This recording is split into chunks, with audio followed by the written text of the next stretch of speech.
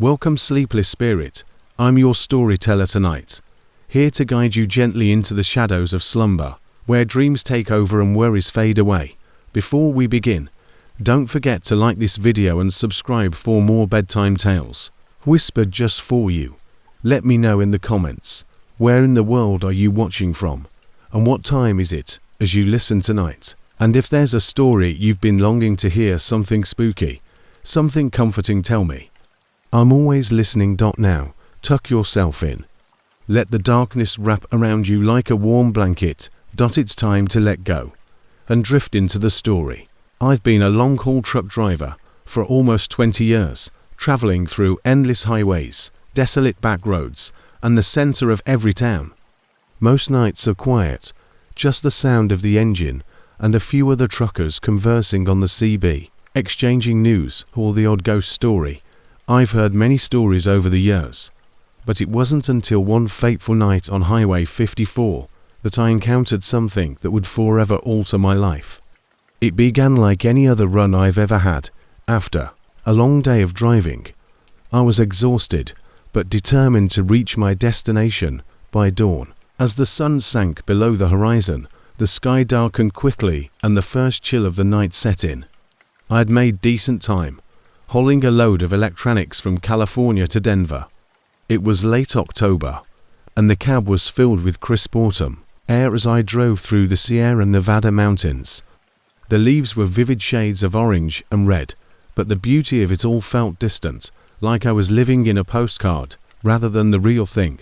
I had enough energy drinks and coffee to fuel a small army, so I felt like I could handle a few more hours. After all, the mountains were known for their fog and difficult driving conditions, and I wanted to get through them before the weather turned. Just before midnight, I came to a section of road where the trees started to close in on both sides, creating a tunnel of shadows, which is when I first noticed the fog rolling in. Following the road ahead, I turned on my headlights and squinted through the haze.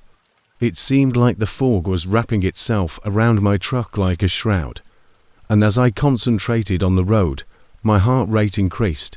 Then, my CB radio came to life, breaking the silence and asking, "Who's out there?" A voice called out, crackling with static, "Long hole 24 here. What's your 20?" I replied, relieved to hear another human voice on the highway. 54, you were in the fog, just past the old gas station, and the voice was tense, almost frantic.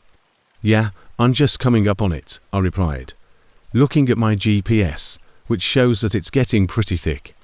"I just saw something in the fog," he said, his voice barely above a whisper. I shrug it off, assuming it was just a deer or something, but this was different. I swear it had eyes. I chuckled lightly as I pulled off at the next exit, and you should too. I had seen my fair share of odd things on the road, but this guy sounded really scared. "Ed, all right, man, be careful out there."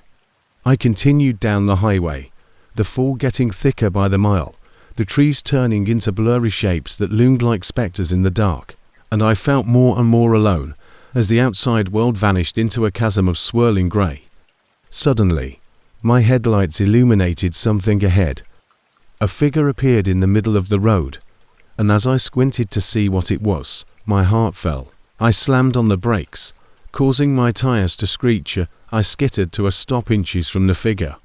My breath caught in my throat as I leaned closer to the windshield, my heart thumping in my chest. The woman was wearing a tattered white dress that fluttered in the breeze, and her hair hung long and tangled, framing a face that appeared almost ethereal, but her eyes, they were lifeless hollows with black pits that appeared to absorb light. I wasn't sure if I should help her or if she was in danger, but something inside of me cried out for me to keep my distance because I couldn't get rid of the feeling that she wasn't real and was a mirage summoned by the fog. "Are you okay?" I called out in a shaky voice, but she didn't answer.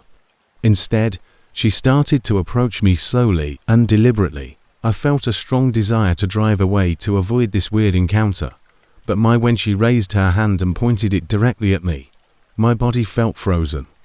I pressed the gas and peeled away, my heart racing as I tried to shake off the encounter. I looked in the rearview mirror, expecting to see her standing there, but she had disappeared, swallowed by the fog.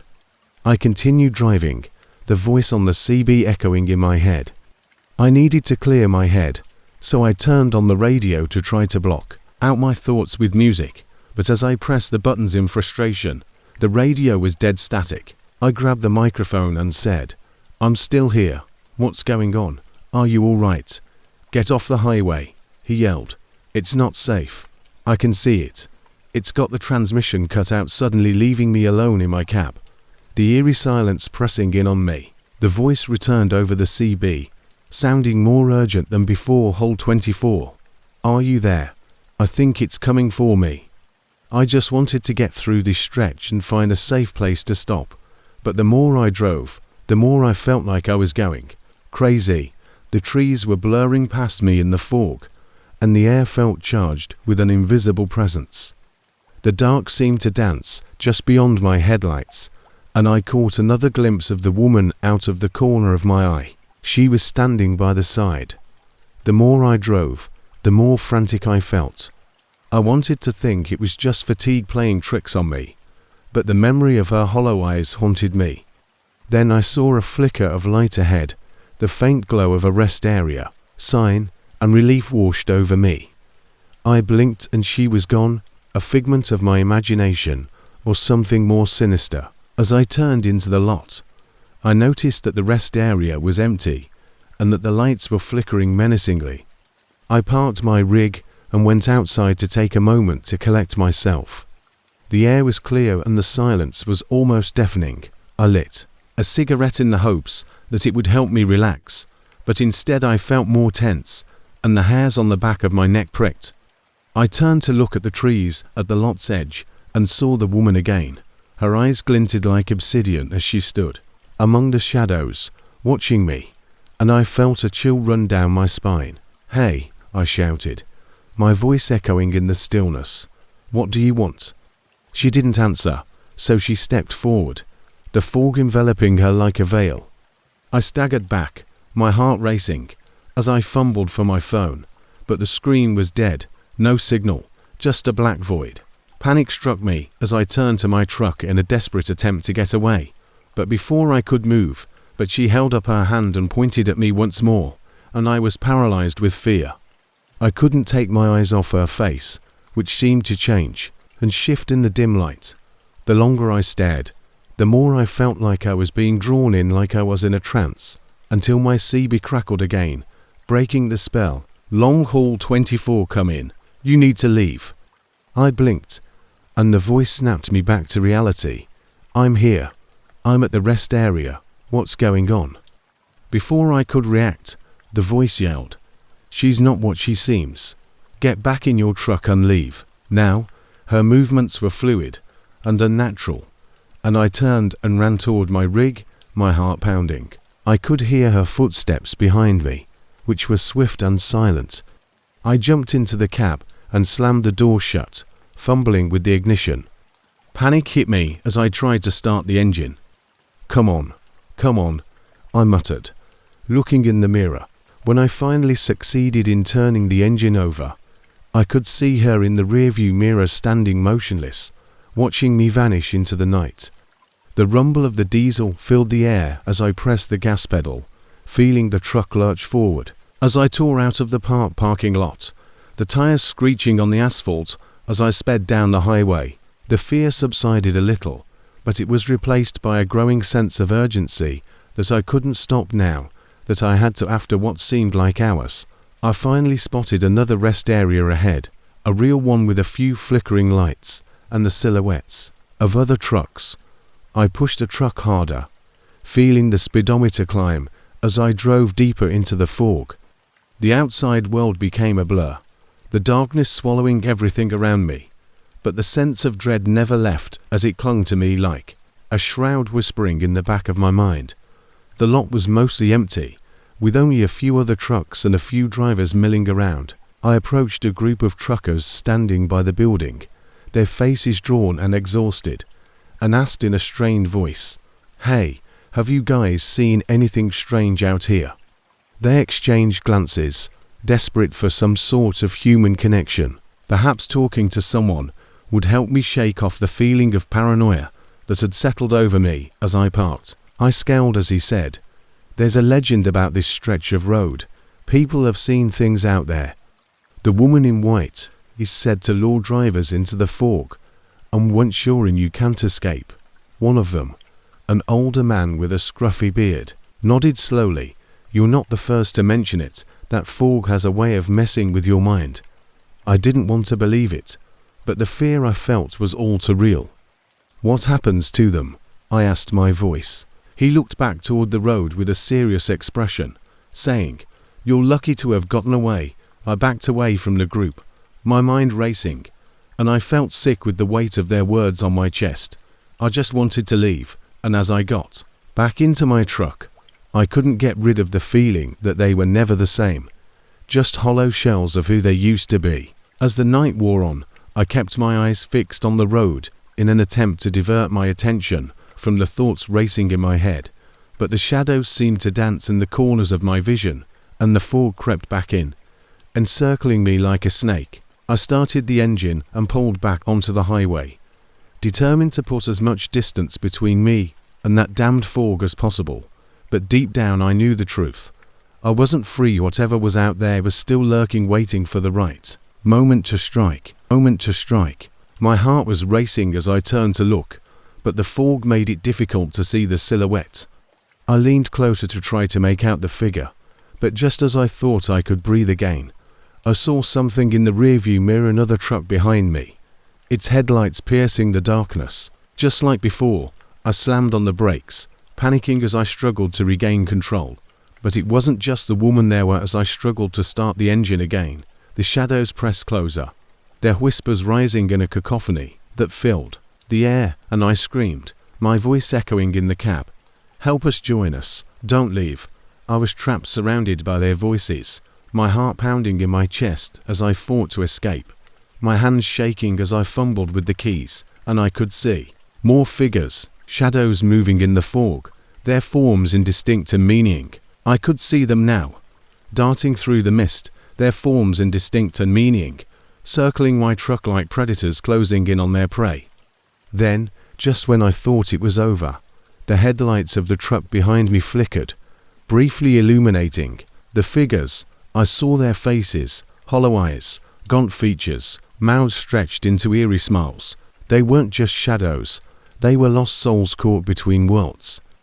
"Please help us," one of them begged, reaching out with a skeletal hand. I couldn't take it any longer, so I lunged forward as the voices around me grew louder and pulled me back. I felt their cold hands brushing against my skin, urging me to join them. They cried, "Don't go, stay with us," but I couldn't. I forced myself to keep running through the darkness until I saw a glimmer of light ahead. It was the rest area, the same one I had just left. I ran toward it in prayer to escape their grasp, thus I could get out of this nightmare if I could get to the safety of the lights. I rushed into the lot, panting and gasping for air, and the truckers were shocked by my sudden appearance. I staggered toward them, my hands shaking, and I yelled, "Get in your trucks." They stared at me in disbelief, their faces showing their confusion. "What happened?" one asked, stepping forward. "There's something out there. We can't stay here." I was frantic, and my words came out quickly, but before they could react, I heard the whispers coming from the trees at the edge of the lot once more. The shadows appeared, piercing the fog like predators hunting their prey. The truckers stared in horror, and I felt a chill go through me. I screamed and ran back to my truck, fumbling with the door with trembling hands. As I jumped into the cab, I saw the figures now, their faces twisted into horrifying expressions, their eyes hollow. When I started my engine, the headlights flickered to life, illuminating the chaos. The figures flinched away from the light, but not before I saw their faces one last time twisted, haunted, pleading, "Don't leave us." They wailed, their voices echoing in my mind, but I had to leave, so I slammed the gear into drive and sped out of the lot as the shadows closed in, fading behind me as I sped down the highway, my heart pounding as I kept my eyes on the road. Ahead, the fog gradually clearing. I drove 4 hours, and when the sun finally rose in the distance, the sky turned a gorgeous shade of orange, but the beauty of it felt tainted like a reminder of the horrors I had just escaped. I was exhausted, my mind racing with everything I had seen, and as I pulled into a diner for a much-needed meal, I couldn't get rid of the dread that lingered in my chest. I sat at the counter, nursing a cup. I felt like an outsider, as if I was still trapped in the fog surrounded by shadows, as the waitress looked at me with concern. Then the CB crackled to life again. "Long hole 24, are you there?" I grabbed the microphone, my heart pounding. "I'm here. Did you make it out? We heard about what happened out there," and I nodded my throat tight. "Yes, but not without a price. Something. Out there something." As the sun rose higher in the sky, I realized that the shadows wouldn't simply vanish. They were out there lurking in the fog waiting for their next victim. I was one of many who had escaped, but I knew the truth that I would never truly be free when I finished my coffee, my hands still shaking, and stepped outside. The voice on the other end went silent for a moment, but will spread the word to stay safe. The road stretched out in front of me, and I took a deep breath, bracing myself for whatever lay ahead.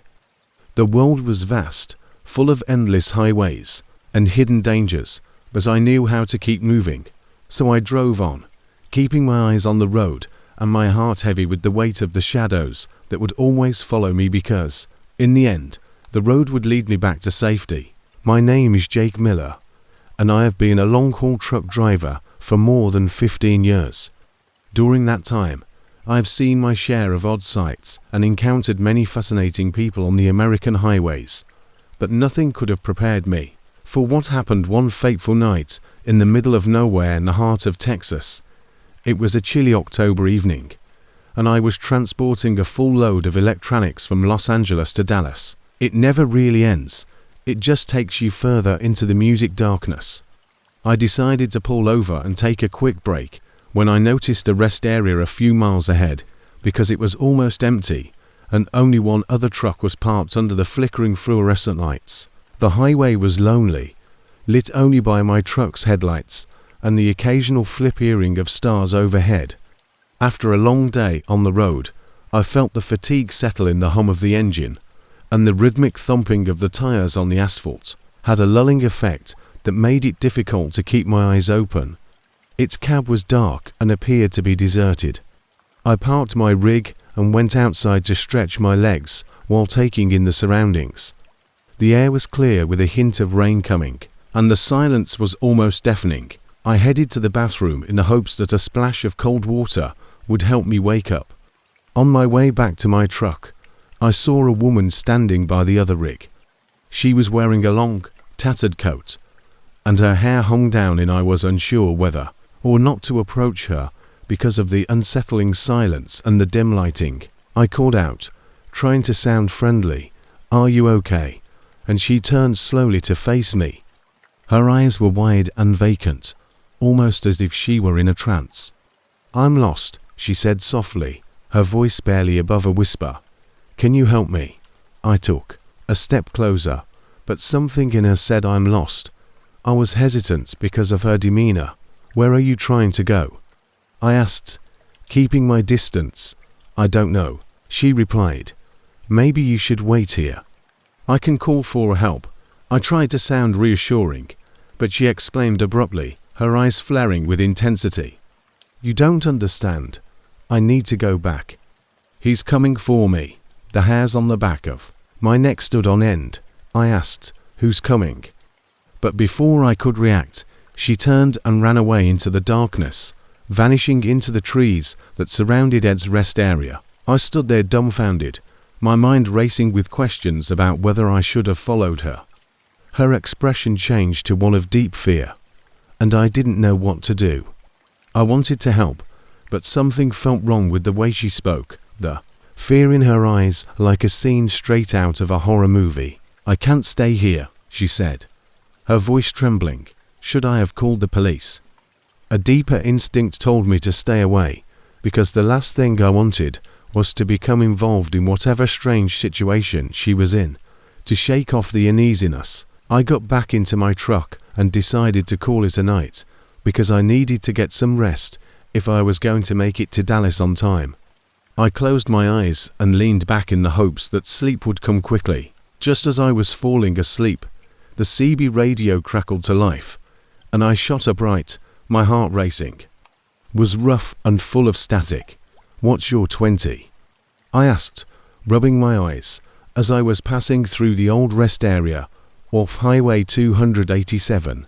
"Anyone else around?" the voice asked, sounding tense. "Yeah, I just pulled in. It's pretty quiet though, just me and one other truck." There was a pause on the other end, and you see a woman out there with a long coat and messy hair. My stomach dropped. She seemed lost. "So leave immediately," the voice said.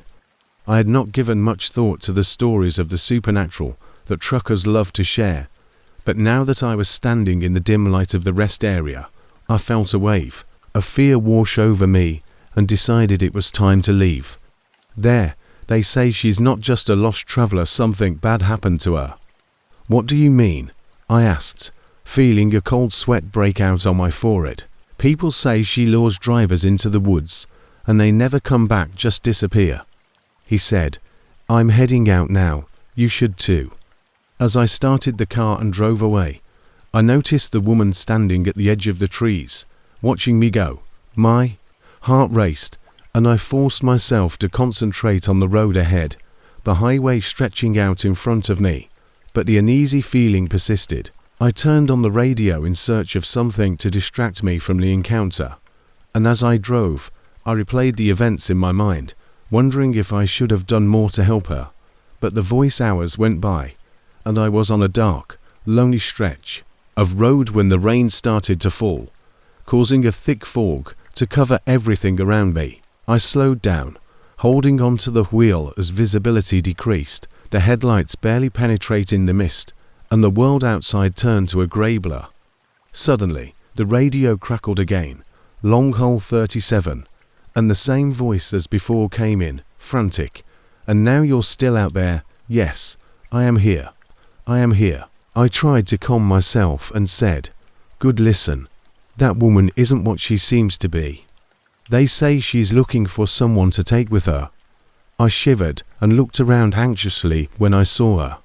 She looked scared, but he interrupted, saying, "Don't trust her. She draw you in, and you won't come back." I asked, perplexed. "Those who disappear don't just vanish, they get taken. She lures them into the fog, and they join her in whatever hell she's in," he said in a trembling voice. I felt a knot form in my stomach. "What do you mean? What happened to them?" "I don't know all the details, but they say she was a hitchhiker when they first picked her up, believing her to be a girl in need. But once they got close enough, she changed into something else. They say she has a darkness inside her, a spirit seeking revenge." As I continued down the highway, I kept my eyes open for signs of civilization. The rain was getting heavier, the fog was getting thicker, and I could feel a creeping sense of dread settling in my gut. He said, "Drive until you find a safe place." I nodded, even though he couldn't see me, and I will thank him for the heads up. I looked at the clock. It was almost 2 in the morning. I had to stop and rest, but I was too scared to stop anywhere.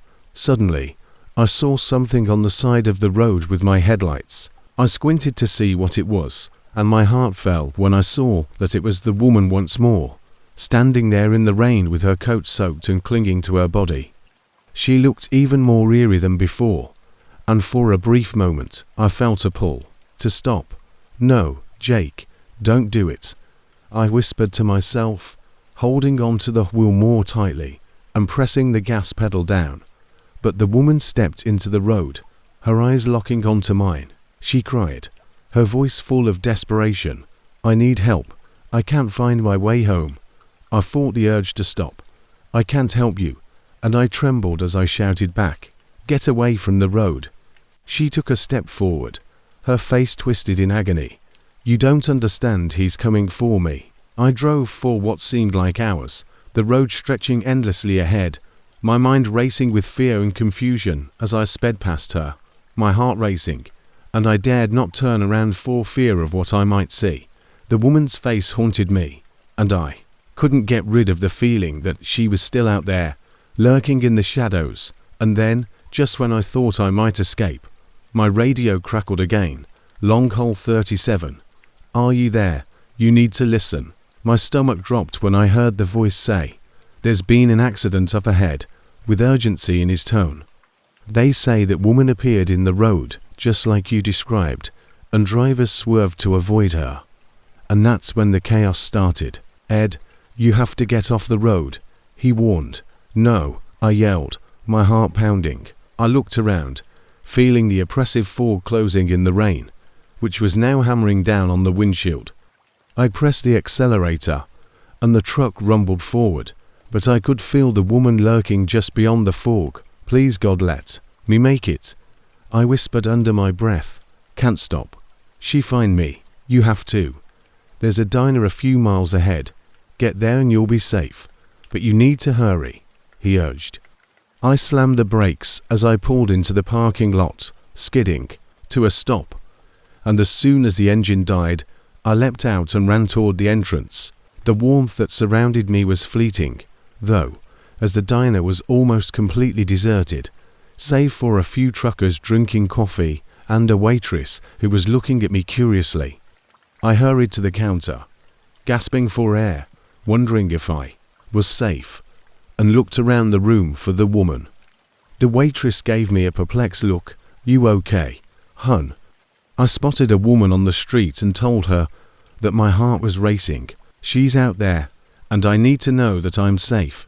"Calm down," she said gently, her eyes widening with concern. "There's no one out there. It's just the storm," she said. But I couldn't get rid of the dread I was feeling. The whispers echoed in my mind, warning me of what was coming. I looked back toward the window, the rain beating against the glass, but all I could see was the glare of the lights. However, I was aware that she was waiting outside as I sat at the counter and heard the other truckers talking softly about the recent accidents. One of them leaned over a weathered man with a long beard, and I nodded, my heart pounding. "You've seen her, haven't you? The lady in the fog?" he asked, shaking his head. "People say she used to be a hitchhiker just like you, and they picked her up thinking they were helping, but she's cursed law's men to their doom." I felt a chill run down my spine, but he answered in a low voice, "Why do they say she's looking for revenge?" I leaned closer, desperate for answers, but he warned me to stay alert and not let her draw me in. "If you hear whispers, don't listen, just keep driving." I swallowed hard, taking his advice to heart, but as the minutes passed, I couldn't get rid of the uneasy feeling that I was stuck here, and the fog was closing in outside. I looked at the clock and noticed that time was passing. I felt my breath catch in my throat as the door abruptly opened with a creak. The woman was standing in the doorway, soaked from the rain, and her eyes met mine. The diner went silent, and everyone's attention was drawn to her. She entered the room and looked around with a strange calmness. "Please," she whispered, her voice brimming with desperation. "I need help." The truckers exchanged nervous looks, but I could see their fear reflected in my own reflection. I had heard the warnings, I had sensed the fear, and now she was standing directly in front of me. I yelled, "Stand up, you need to leave," and the waitress looked between us, perplexed. "What's happening? Stay back." I felt panic rising inside of me as the woman's face changed, appearing almost human for a brief moment, as though she were pleading for help, saying, "I can't go back," in a voice that broke and that you couldn't understand. Demeanor changed, her eyes darkened, and a chilly smile appeared on her face. "He's coming for me, and you can't stop it." At that moment, the tension in the room increased, and I felt the room spinning. The truckers were shifting uneasily in their seats, and I could see fear on their faces. "I had to leave," I said, turning to run for the door, but as I did, the lights flickered, briefly putting the diner in complete darkness. A chilling wind swept over me, and when the lights returned, She was gone. The diner was deserted, and I stood gawking, wondering what the hell had happened. The truckers were also confused, exchanging frantic whispers, and I insisted, panicking in my chest, "Where did she go?" The waitress shook her head, looking pale, and said, "You need to leave before it's too late." Without I was waiting for another word, so I ran for the door. The storm was raging outside, but I didn't care. I got back in my truck and started the engine, the sound reverberating in the silence. I had to leave as soon as I got on the highway, where the rain was heavier than before and the fog was thicker than ever.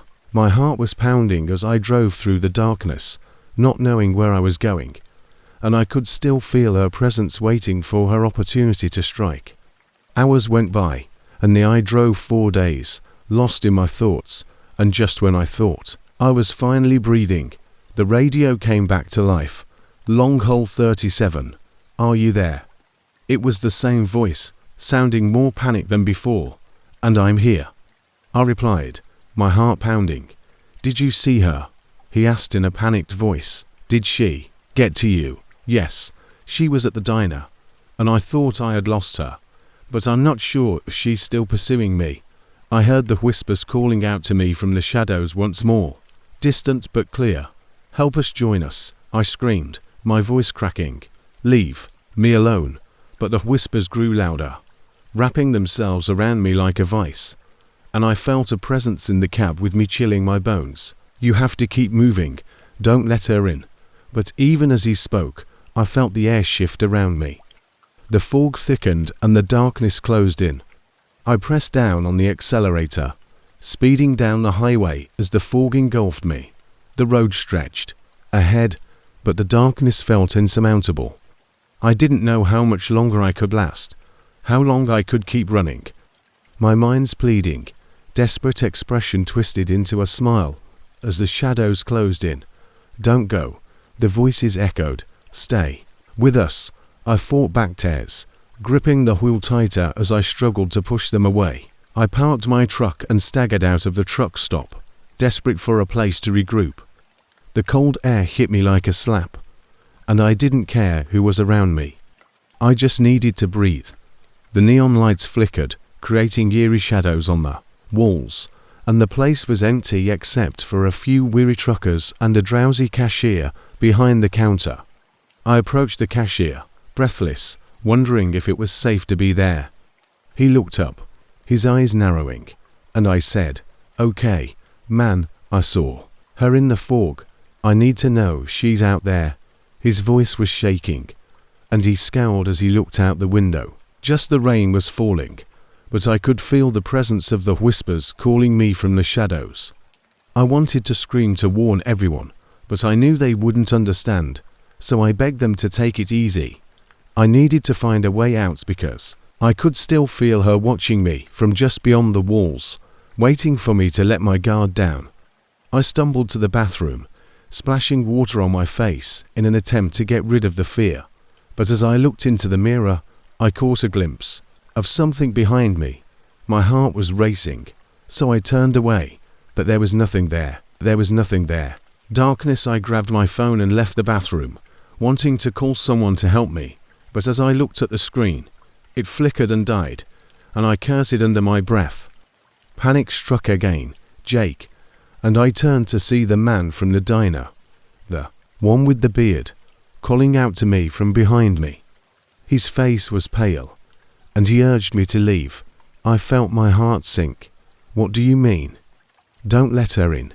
She take you," he yelled. The walls of the truck stop seemed to close in around me, the shadows growing thicker as the air grew heavy, and I could hear whispers again echoing through the room. "Join us. Stay with us. Stop it." I backed away, feeling the weight of dread pressing down on me. "I don't want any trouble. I just want to go home." "You think she let you go home?" I asked, holding my hands over my ears, but the voices only got louder. The man yelled, "Jake, you have to fight it." But his words were lost in the midst of the swirling darkness. I felt myself being pulled farther into the fog, and I knew I had to get out. I hurried to the door, flung it open, and ran into the night. the rain beating down on my skin, but I pushed forward, desperate to get out of whatever was holding me. I staggered back to my truck, my heart pounding as I climbed inside.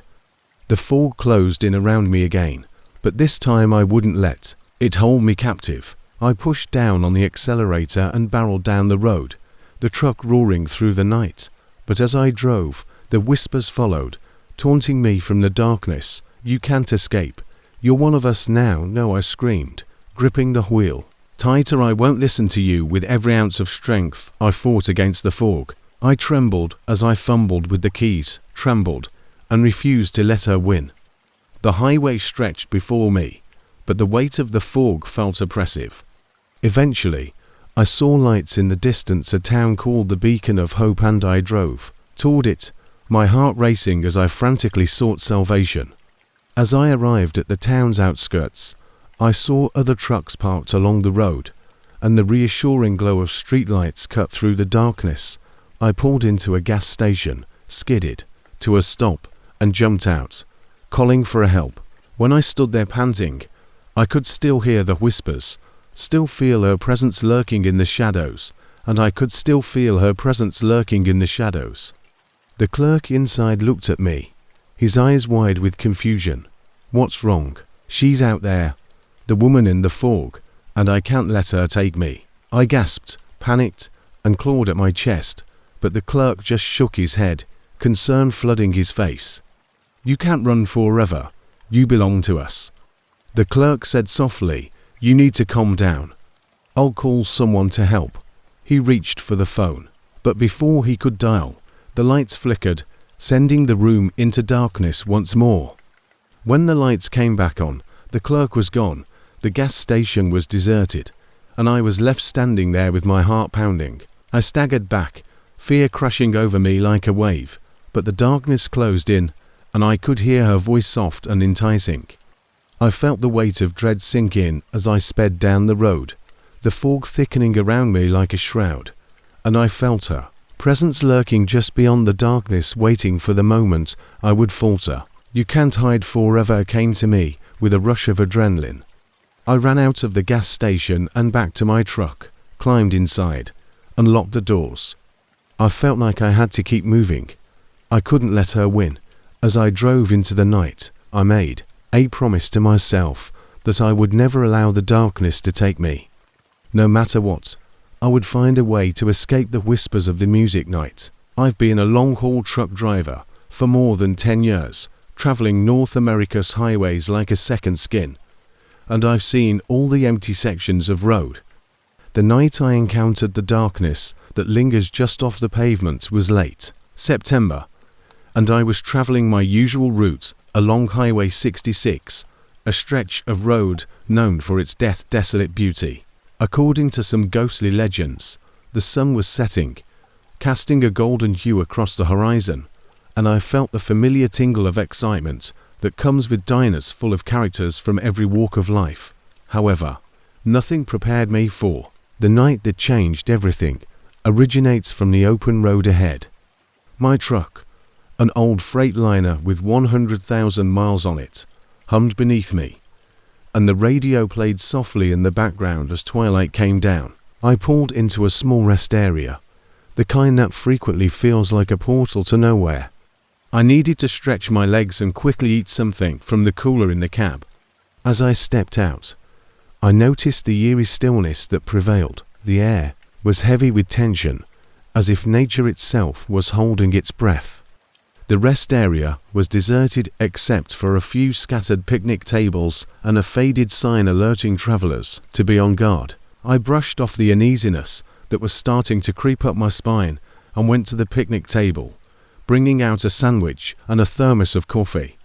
I enjoyed the quiet as I took a few bites while listening to the soft rustle of leaves in the breeze. Suddenly, I heard a faint melody that sounded almost like a lullaby on the wind. Curious, I got up and moved toward the sound, which seemed to be as I got closer. The melody faded and was replaced by an eerie silence that was likely caused only by the wind. I muttered to myself and shook my head before turning back to my truck, but a sudden chill stopped me cold. I looked back toward the trees and swear I saw a shadow moving among the branches. It was only a brief flicker, but it was enough to make my heart race. Get a grip, man, I reprimanded myself. Shadow, but as I climbed back into the cab, I couldn't get rid of the feeling that I was being watched. The night grew darker, so I turned on the headlights, ready to go again. As I pulled back onto Highway 66, the familiar hum of the truck filled the cab, but the uneasy feeling persisted. The melody I had heard was still playing in my head, and I couldn't stop feeling like something wasn't right as I drove into the night. I kept looking in the rearview mirror half-time. It was around midnight when I noticed a flicker of light ahead. As I got closer, I realized it was a truck parked on the side of the road. I was curious, so I slowed down and looked around, expecting to see something lurking behind me. The stretch of highway seemed endless, illuminated only by my truck's headlights. After a few hours, I noticed something strange.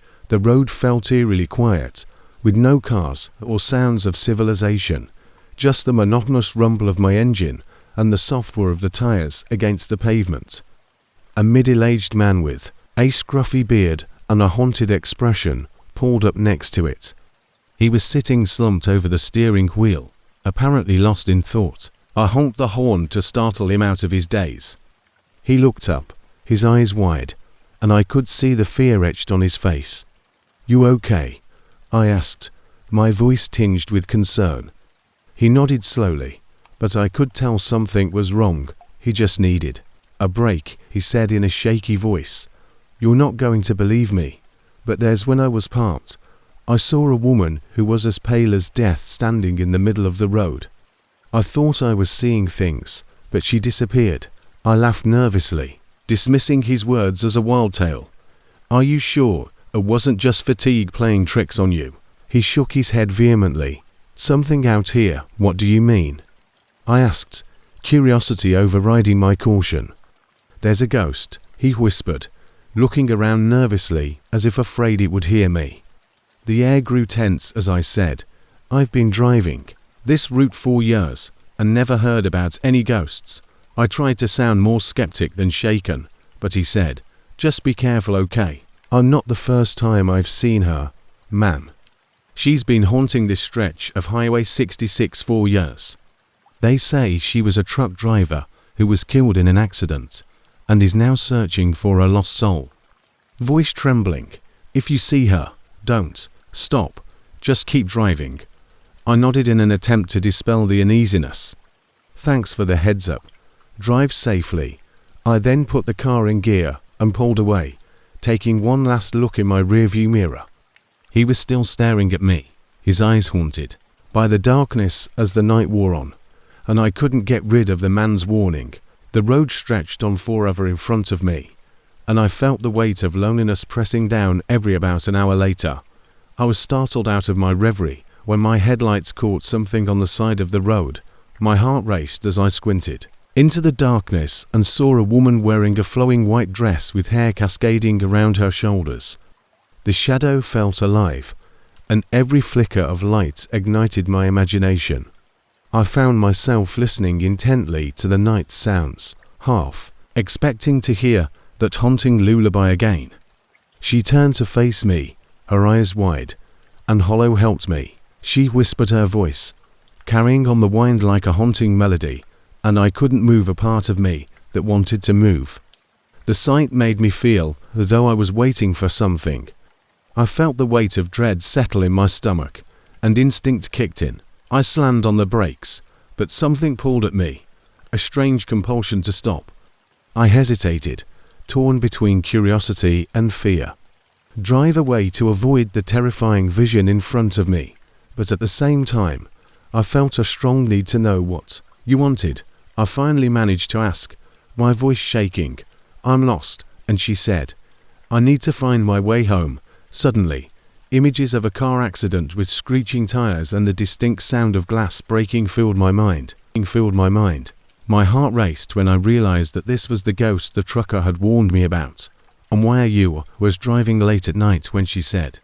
Her eyes are shimmering with unshed tears.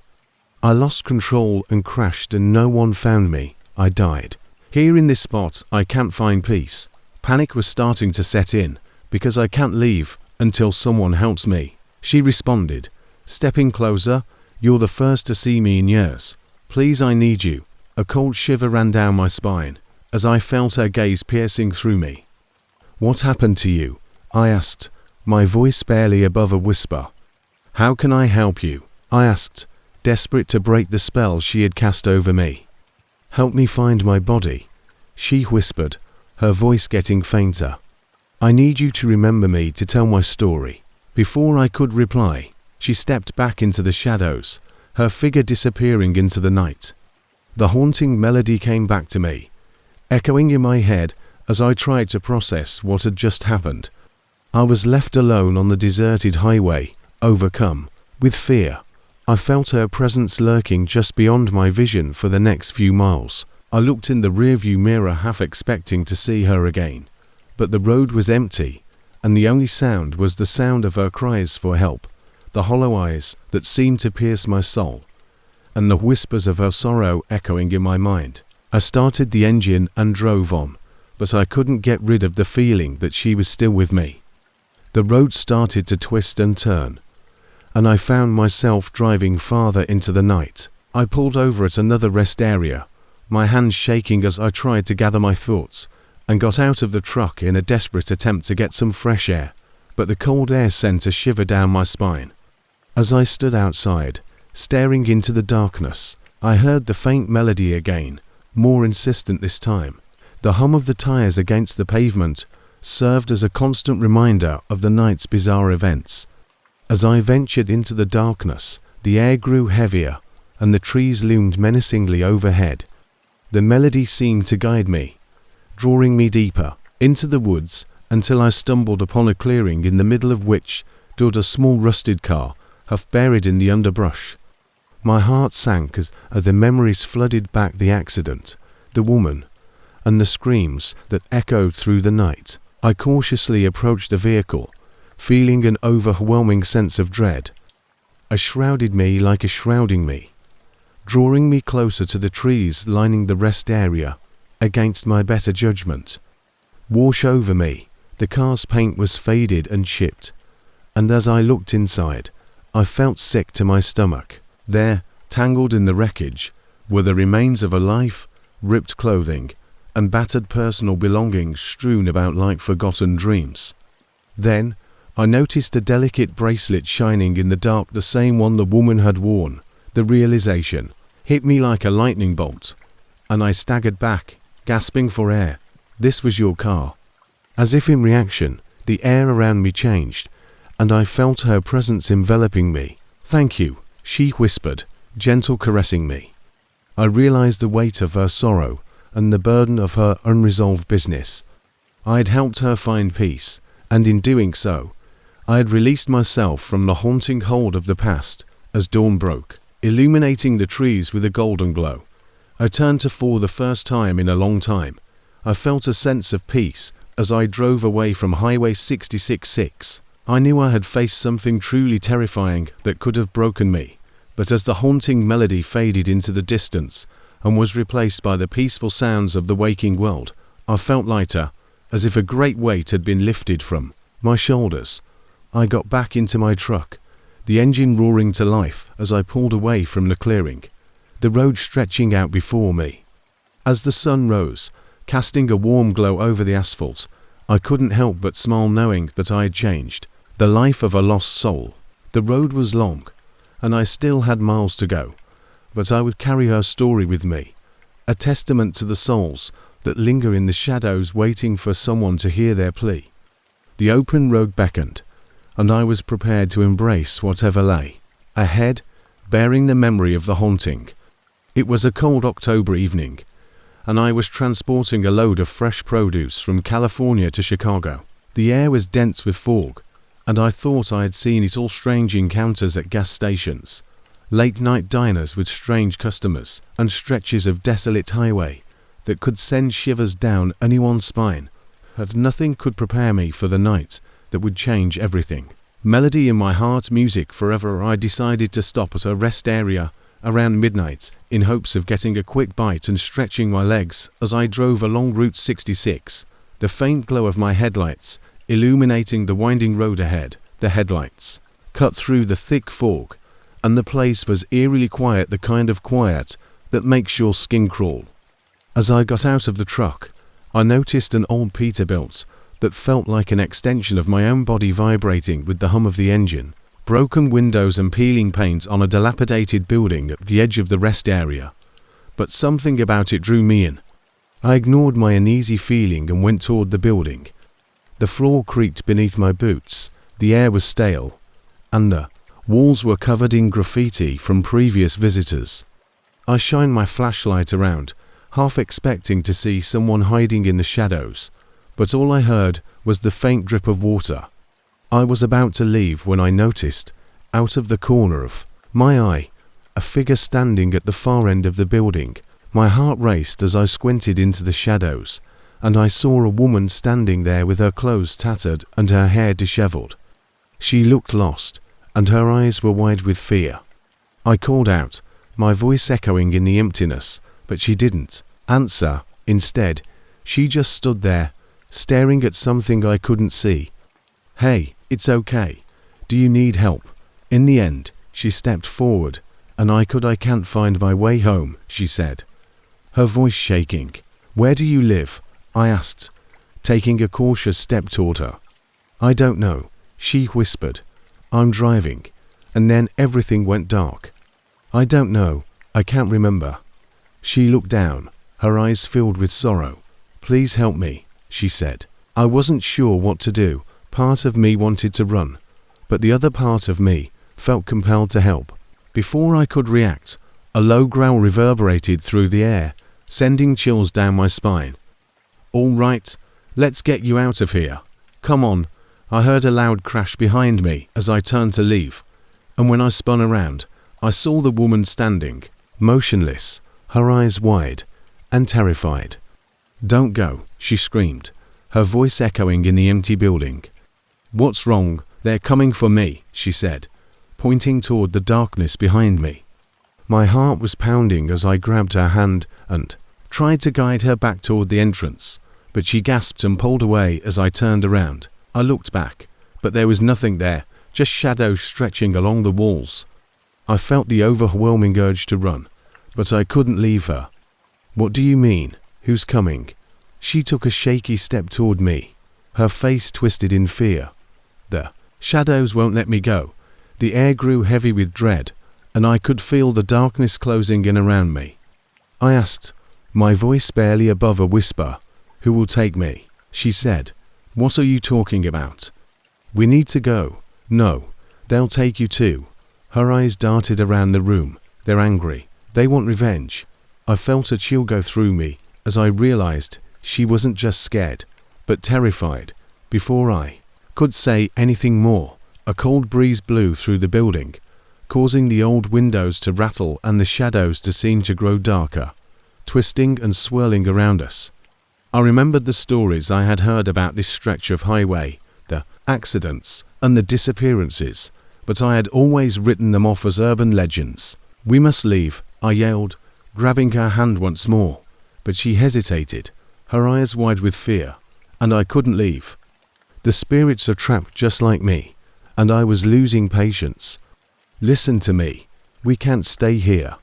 And you must trust me." Suddenly, the shadows moved forward, creeping along the walls like dark tendrils. I felt a cold grip on my ankle, pulling me toward the darkness. I screamed, fighting against the unseen force, and I looked at the woman, desperate, looking at the approaching danger with wide eyes. I decided to let go of her hand and run toward the entrance, my heart thumping in my chest as the shadows clawed at me. Despite their claws, I pushed through, driven by adrenaline, and I exploded out of the building and into the night, gasping for air.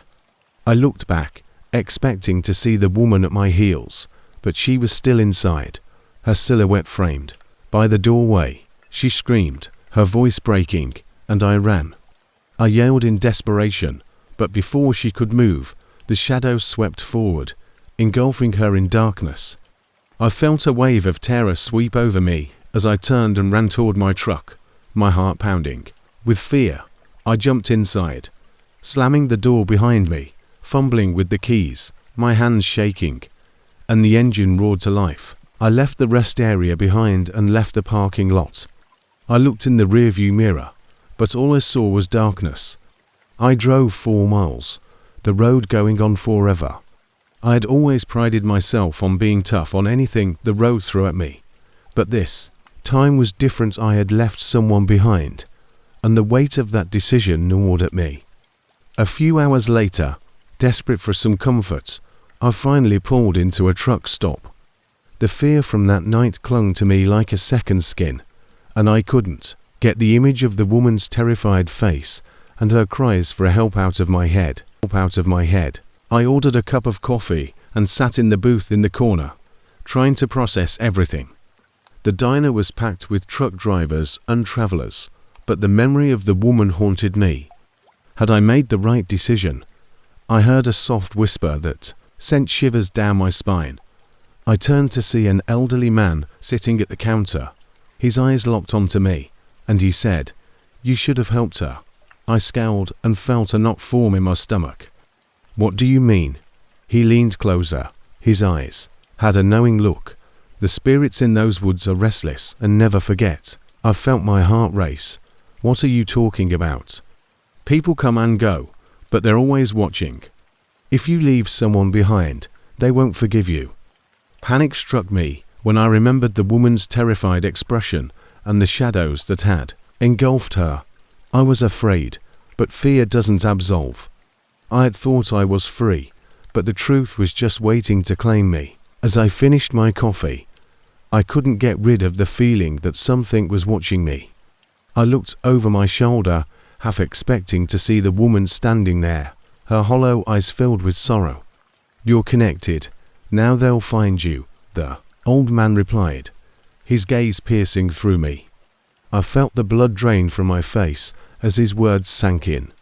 As I climbed into my truck, the cold night air hit me like a wave. I felt a strange sense of dread creeping over me as I looked over the road ahead, but I couldn't get rid of the feeling that I was being followed. Days turned into weeks, and I tried to forget the encounter, but the memories haunted my dreams. Every night, I found myself looking in the rearview mirror, half expecting to see. I felt a great sense of dread as I drove through the fog one night. The shadows seemed to cling to the road, twisting and writhing in the darkness. I gripped the steering wheel to try to get rid of the feeling, but then my truck's lights suddenly flickered out and went out, leaving me in complete darkness. Panic struck as I fumbled for the switch, but nothing happened. I was alone with the shadows, and then a soft voice echoed in the darkness, leaving me heart raced as I recognized the voice. It was the woman. "I'm sorry," I yelled, my voice shaking. "I didn't know how to help you. You should have stayed." She whispered, "Now you belong to me." I felt the weight of her words pressing down on me, and I realized that I was never truly free. The shadows had followed me, and now they were claiming their rightful place. As the darkness engulfed my truck, I took a deep breath, accepting the fact that I had made the decision, that I closed my eyes and felt the icy hold of the shadows encircling me. As I gave up, I heard her voice, one last time. "Thank you for finding me." Then, everything went music black. I've been a long-haul truck driver for almost 10 years, traveling the highways from coast to coast, and I assumed I had seen all of the enigmatic hitchhikers, strange experiences at roadside eateries and sections of road that seemed to defy reason. But nothing prepared me for the night I encountered the paranormal on Highway 50, known as the loneliest road in America. It was late October, the air was crisp with the first signs of winter, and I was transporting a load of electronics from San Francisco to Denver when the sun sank below the horizon, casting an eerie glow over the endless landscape. My radio crackled.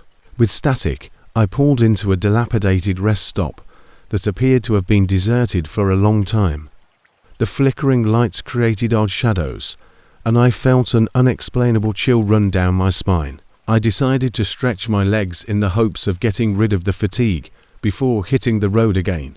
But as the night deepened and the occasional howl of the wind outside made the loneliness more palpable, I stepped out into a deafening silence, where the only sounds were the gentle rustle of leaves and the far-off howl of the wind. I looked around and saw an old wooden bench and a run-down bathroom, but something caught my attention. I squinted to see what it was, but the shadows tricked me. I dismissed it and went to the bathroom, but as I was ready to push the door open, I heard a quiet voice calling out from the shadows. My heart was racing, so I turned to look around, but I didn't see anything, so I called out. A voice echoed in the silence, pleading for help. It was weak and trembling, and I hesitated, afraid that someone was in danger. The voice was faint, but there was a desperate quality to it that made me want to find out. I took a step back, heading toward the sound. "Where are you?" "I'm here, over here." I followed the voice, which seemed to lead me behind the rest stop, and I stumbled over a few rocks, feeling we were driving with my friends when we hit something on the road. We got out to check, but I don't know how I got separated from them. I was uneasy there, hidden behind a bush, and I found a young woman. Her clothes were tattered and dirty, her face was pale, and her eyes were filled with terror. "Thank God you found me," she gasped, her breath ragged, and I thought I was lost forever. As she stood up, I noticed something strange. Her skin felt cold to the touch, almost as if she had been exposed to the elements for far too long. I asked, concern flooding my voice. "I'm fine, just tired," but she shook her head, her eyes widening with fear. "I don't know, I thought I heard them calling me, but then it was just dark, and I felt a knot in my stomach. We need to get you back to my truck because it's not safe out here." She turned back toward my truck, trying to get rid of the dread that gripped me. The closer we got to the car, the more I felt like someone was watching us. When I turned around, I saw that the woman had stopped following me and was staring into the darkness behind the rest stop. Her expression was blank, and I asked, "What's wrong?" Her voice was barely audible, and she turned to me, her eyes wide with terror. Panic swept through the ones who got lost. "We need to leave now." So I grabbed her arm, but she was frozen, staring into the shadow as if enthralled. I pulled her toward the truck, but she yanked it away, saying, "No, I can't leave." "Why not?" In that moment, I felt the air grow colder, a chilling breeze sweeping through the rest stop, and shadows seemed to elongate and twist, creeping closer to us. I turned to run, but the woman grabbed my arm. I tried to free myself, but the shadows were closing in, dark tendrils reaching toward us. She begged, "Please, let go of me," tears streaming down her cheeks. "I don't want to be alone," she said, yanking my arm away. "I can't help you," she said. "I have to get out of here."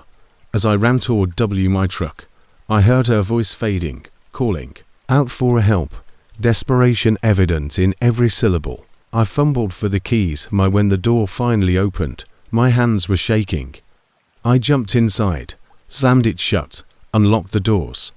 Just as the shadows arrived at the car, I saw her through the window, standing in the pale light, crying. Her voice was filled with anguish, but I had to leave.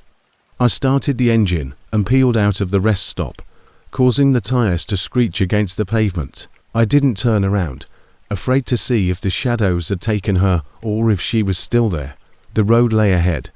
Hours passed as I drove through the night, the road ahead illuminated by my headlights, but the unease lingered, a shadow that refused to fade. I finally pulled into a truck stop diner, hoping to calm my racing heart, but the weight of what had just happened pressed heavily on my chest. I couldn't get rid of the image of her terrified face, the pleading in her eyes, and now I felt the creeping dread of what I had witnessed. I ordered a cup of coffee and sat down in the corner to try to shake off the chill that was holding me back. The waitress came over, her smile warm, but I couldn't meet her gaze. "That night?" she asked, her eyes full of concern or something, and I answered in a low voice. I could feel the weight of the woman's eyes on me, even as I sat there, picturing her face filled with "You're not the first person to mention her. People say There's a spirit that roams those woods." My heart fell. "What do you mean?" "Drivers have gone missing over the years. Some claim to have seen her pleading for help, but they say that if you get too close, she drag you into the darkness. With her, you okay?" she asked again, tilting her head. "I saw something out there," I said, my voice trembling a little.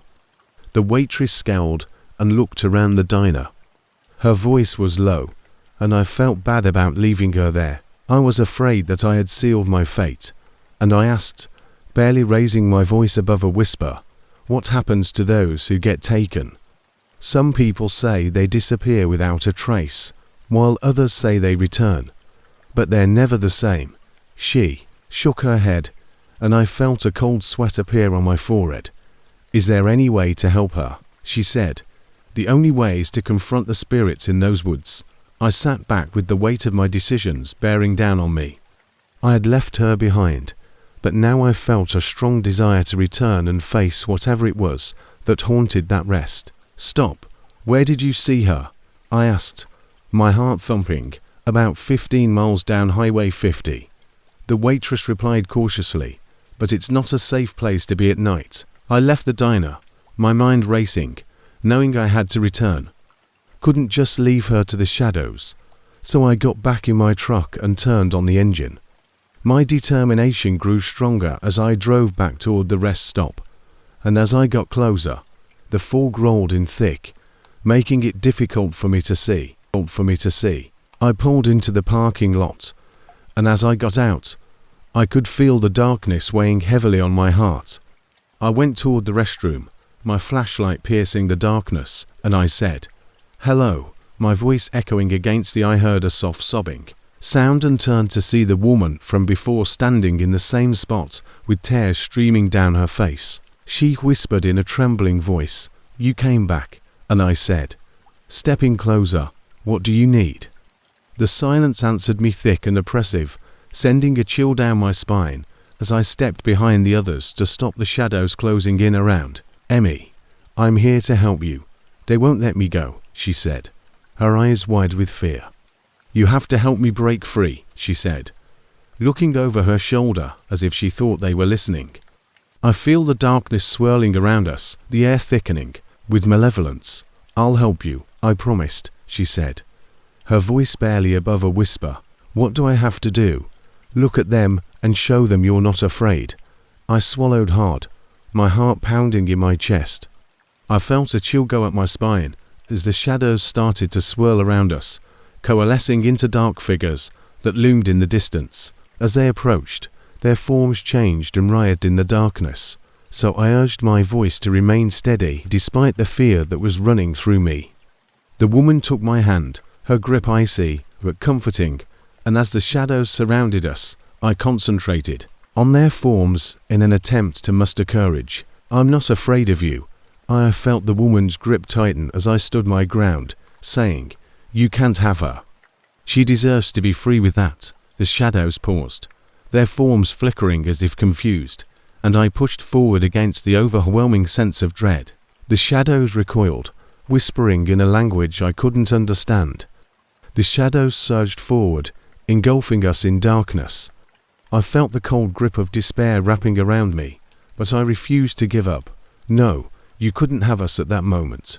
A dazzling light came from inside of me, pushing back against the darkness as the shadows screamed, their forms vanishing as I held onto the woman's hand, feeling her warmth return. "Keep going. We can break free," she shouted, her voice full of hope. Together, we charged through the darkness, the light getting brighter with each step, and I felt the shadows' grip loosening, their cries fading into the night. Suddenly, we broke through the darkness as abruptly as it had started. The woman stood beside me, her face now serene from the terror that had haunted her. "Thank you," she whispered, tears of relief streaming down her cheeks, and I smiled, my heart racing with a mixture of triumph and exhaustion. I looked around, gasping for air, and found myself back at the rest stop, the shadows retreating into the distance. "You're free now," and as dawn broke on the horizon casting golden rays across the highway, I felt a weight lift off my shoulders. I had faced the darkness and emerged stronger on the other side. "Are you going to be okay?" I asked, my voice laced with concern. "I will be," she replied, her smile warm and genuine. But before I could reply, she turned and walked toward the rising sun's light, vanishing into the golden glow. I stood there watching her go, feeling a wave of closure pass over me. I took a deep breath and got back into my truck, the sun shining on the road. As I drove away, I looked in the rearview mirror one last time, half expecting to see her standing there, but the road was deserted, just a long, lonely highway stretching into the horizon. And even though I had faced the darkness, I knew that a part of it would always be with me, a reminder of the thin line between light and shadow on the open music. I knew that night on Highway 50 would never be forgotten. I've been driving trucks for almost 15 years, and if there's one thing I've learned, it's that sometimes the open road conceals darker secrets in addition to potholes and deer. My story takes place on a warm summer night on Interstate 10, a route I've driven countless times, but this particular night was unique because I was transporting a load of electronics from Houston to Los Angeles. By all accounts, the drive was uneventful, and it was around 1 a.m. when I pulled into a dimly lit parking lot at a rest area close to a small Texas town. I stretched my legs and got out of my rig. The air was heavy with the smell of diesel and the distant sound of sickers. As I filled my thermos with coffee, I saw a woman standing close to the edge of the lot. She was unkempt and wearing a faded dress that fluttered in the light. I called out, trying to sound friendly, but she turned slowly, her eyes wide and glassy. "I'm lost," she whispered, her voice shaking. "I don't know where I am. Do you need a ride somewhere?" I offered, looking around to see if anyone else was nearby. Her hair was disheveled, and she appeared to be staring into the woods that bordered the rest area. Something about her made my skin crawl. I was driving with my friends when she nodded, looking relieved. "I think they're in trouble," but I hesitated because there was something strange about her story that didn't sit right. "Okay, get in. I'll help you find them." As she got into the passenger seat, I couldn't get rid of the feeling that I was making a mistake. Her presence felt heavy, as if the air had thickened around us. I tried to ignore it, concentrating instead on the road ahead. As I turned back onto the interstate, I tried to strike up a conversation. "Where were you headed?" she asked, staring out the window into the darkness. "We were on our way to California for a festival. How'd you get lost?" She muttered, barely raising her voice above a whisper. I thought I heard them calling, but I couldn't find them. The highway was deserted, with the occasional car speeding by, but I couldn't get rid of the feeling that I was being watched every now and then. She seemed to be fading into the shadows every time I looked at her. I drove for about 20 minutes. When I saw something flash in the headlights, a figure on the side of the road, my heart was pounding, so I slammed on the brakes and looked at her. She nodded slowly, her eyes wide with fear, and I thought it might have been one of my friends. I rolled down the window, straining to see who it was, and I called out into the darkness. When the figure approached, I felt sick to my stomach because it was another woman, equally unkempt, with wild hair and a desperate expression in her eyes. She cried, her voice shaking. "Please help me," I asked, my voice rising in alarm. "Where are you two coming from?" "They're in trouble." She pointed back into the woods. "You have to help us." I looked at the woman in my truck, who was staring straight ahead with a vacant expression. "We need to go," I said. I sat frozen for a moment, wondering if I should follow them, but it was too late. The woman outside had already opened the passenger door, and the first woman climbed out to join her wait. I yelled, panicking, but they were already running toward the woods, disappearing into the darkness. I looked at the location where they had disappeared, the trees standing silent, and for a moment I noticed something. I saw a shadow darting between the trees out of the corner of my eye, and my heart was racing. I decided to go out of the truck and try to call out to them again, but my voice faltered. "Hello, where are you?"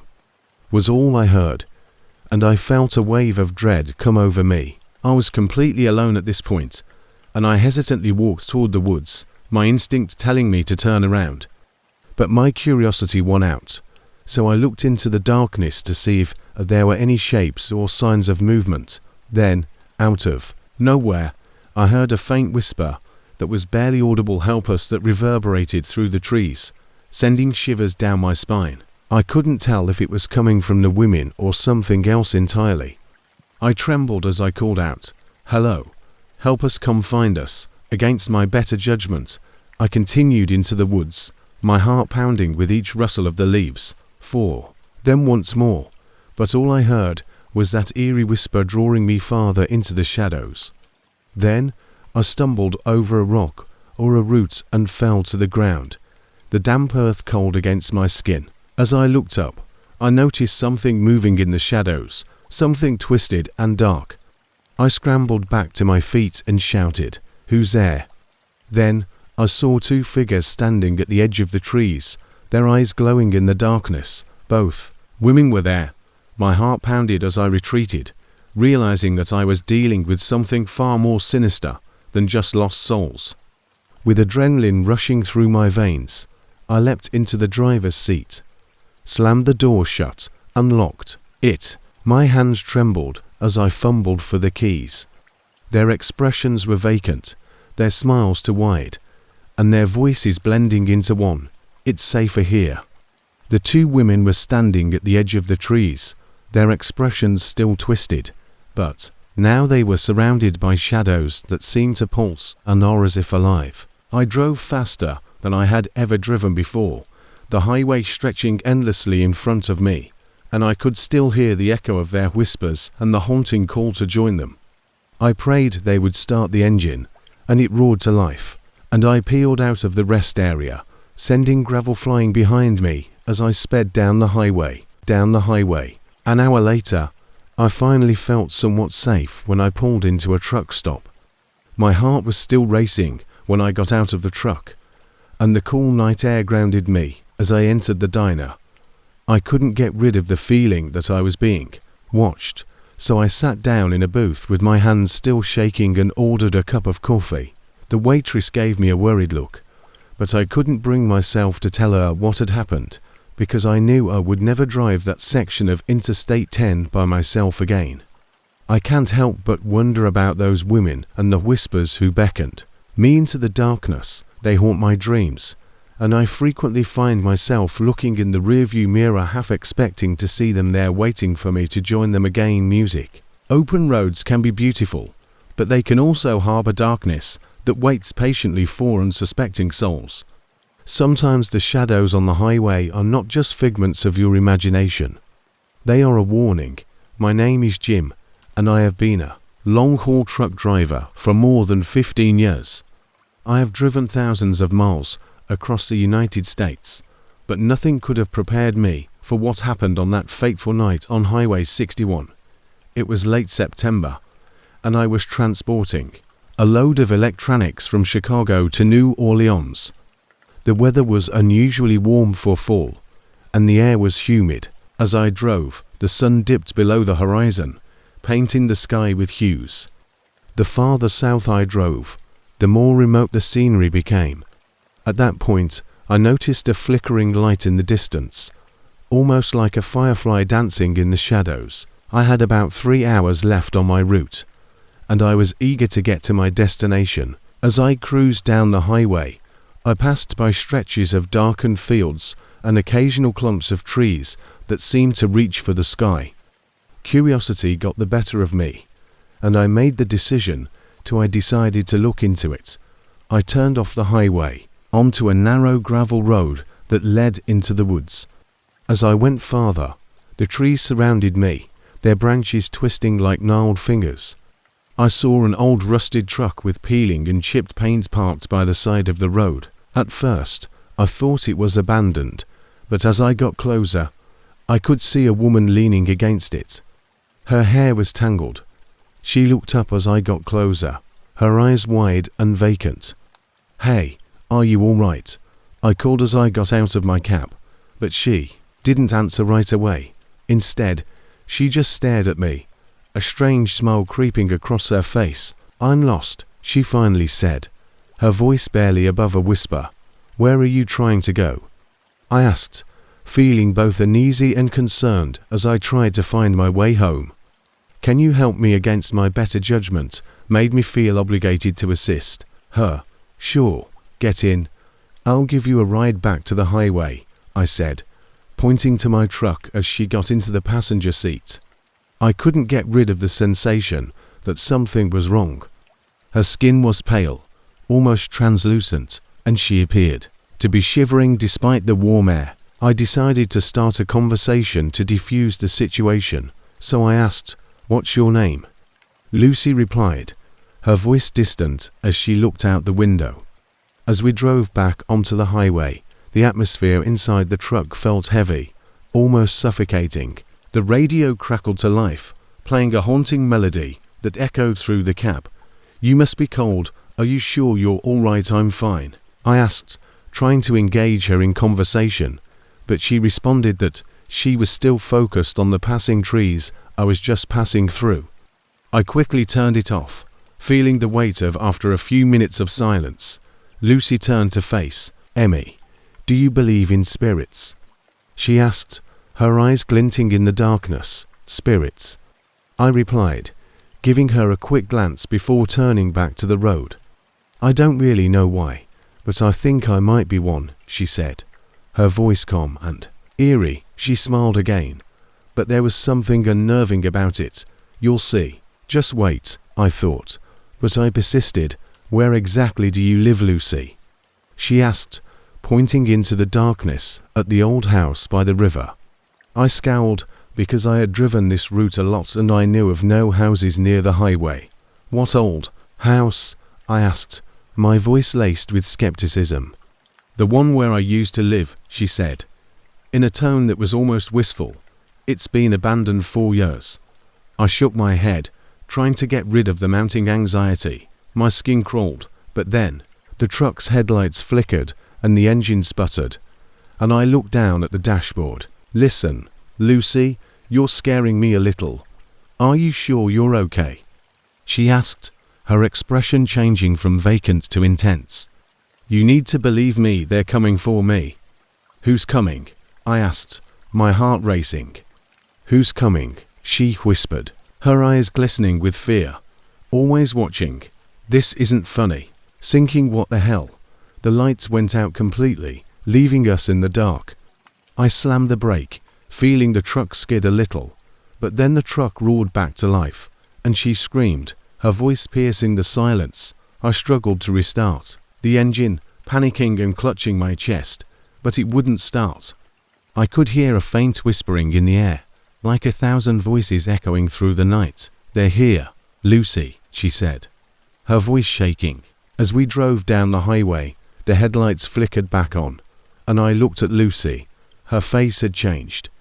Her eyes were wide with terror, her body trembled, and she screamed in a voice that was a mixture of panic and desperation. I pressed the gas pedal, and the tires screeched as the whispering became more intense, almost deafening, and I felt a feeling of dread descend on me. "What's happening?" I yelled over the noise. "They're coming," she screamed, her hands gripping the dashboard. I could barely concentrate on the road, as my instincts told me to keep driving to get as far away from her as possible. But every time I looked in the mirror, the shadows drew closer, almost reaching for the truck. "Lucy," I yelled, desperation seeping into my voice. "You have to tell me what to do." "I don't know," she wailed. My heart was racing as I saw shadows moving along the road, dark figures that seemed to keep pace with us. "Who the hell are they? Just drive faster." I pushed the gas pedal to the floor, and the truck sped forward, the engine roaring in response. However, the shadows were still pursuing us, their whispers mingling with the wind, when a figure appeared out of the shadows and stepped into the road ahead. I swerved, narrowly avoiding a collision, and looked back at Lucy. What the hell was that? It was them. She screamed, her eyes twitching, and they were attempting to stop us. My heart raced as I tried to keep "We need to get there." I swerved onto the exit ramp, tires screeching, and we raced toward the station. As I pulled in, I could see the figures lingering outside, their forms blurred and indistinct. I yelled, jumping from the cab and grabbing Lucy's hand. We lost control of the truck as the shadows pressed closer and their whispers grew louder, nearly drowning out the sound of the engine. "I can't take this any longer. This is it." Running toward the entrance, pushing through the glass doors, the gas station attendant's eyes widened in surprise. "What's happening? Call the police." I gasped and looked back outside, but as I turned, the shadows started to fade away, disappearing into the darkness. I felt a wave of relief wash over me, but I couldn't get rid of the feeling that they were still there. Watching the attendant rush to the phone while I turned to Lucy. What was that? She looked pale and shaken, and her body trembling. "I told you." They never let. The attendant returned his grim expression, saying, "I can't get through, the lines are dead." Panic swept through me. "What do you mean? They're down, no one's coming." He looked nervously at the window. I turned to look outside, and that's when I saw them again, figures hovering just beyond the reach of the station's lights, their shapes shifting and contorting like shadows. "I don't know," she cried, "but I can feel them." As we made our way to the back exit, I could feel the temperature drop and the air heavy with dread. The attendant remained behind, his face pale as he said, "Lucy, we need to get out of here." My heart was pounding, and she whispered, "Where will we go?" I looked around the gas station for any other way out, but the only one was a back door that led into the darkness. "We can try the back," I said, my voice steady despite my fear. Ignoring his warning, I pushed the door open and stepped out into the cool night air while watching the shadows outside. The faint glow of the gas station faded behind us, and Lucy clutched my arm, her nails digging into my skin, saying, "They're coming." Panic rose in her voice as I felt a cold breeze blow through the air, carrying the faintest whispers, voices calling out, urging us to leave, saying, "We can't stay here." We began to run, the gravel crunching underfoot as we ran toward the tree line. I could hear the whispers getting louder in my head, so I turned to help Lucy, but as I did, I felt an icy hand grab my ankle and pull me down. "Jim, help me," she cried, her voice filled with terror, and I kicked at the shadowy figure encircling me, but it was too strong. I looked at Lucy and in "Don't let them take you, Lucy," I yelled in desperation as soon as I realized she was no longer herself. Her eyes were glassy and distant, and her expression was vacant. I reached out, but she was pulled away, and her scream reverberated through the darkness. The whispers reached a deafening crescendo, drowning out my thoughts. In a final act of desperation, I tore myself free from the shadow's hold. I sprinted back toward the gas station with my heart thumping in my chest, gasping for air as I rushed through the door. The attendant looked at me with wide eyes and asked, "Where's she?" Panic rising in his voice. I shook my head and cried as I sprinted back toward the exit, my mind racing. I could still hear Lucy's screams echoing in my ears, and the haunting whispers of the shadows were following me as I ran. The shadows lingered just beyond the light, their whispers fading into the night. In the days that followed, I couldn't get rid of the feeling that I was being watched. The memory of Lucy haunted me, her pale face etched into my mind. I turned back one last time in the hopes of seeing her, but all I saw was darkness stretching out before me like an endless void. I collapsed to the ground, overcome with grief and despair. I don't drive that route anymore, but every time I hear a whisper in the wind or see a flicker of movement in the shadows, I think of Lucy and the night the darkness consumed her. The road holds its secrets close, and sometimes I feel her presence like a ghost hovering just out of sight. I later discovered that the old house by the river had been abandoned for decades, its windows shattered and doors rotting away. Some people claimed it was haunted by the spirits of those who had vanished without a trace. I've been a truck driver for more than 10 years, And during that time I've witnessed things that would make most people reconsider driving on the open road. But nothing could have prepared me for what happened one fateful night on Interstate 40. This story still haunts me today. It was late October, and I was transporting a load from Little Rock to Albuquerque. The sun had already set, leaving only the glow of my headlights. Those secrets are better left music buried. Around midnight, I decided to take a break at a rest stop near the Arizona border. As I pulled in, the flickering lights of the vending machines cast an eerie glow over the deserted lot.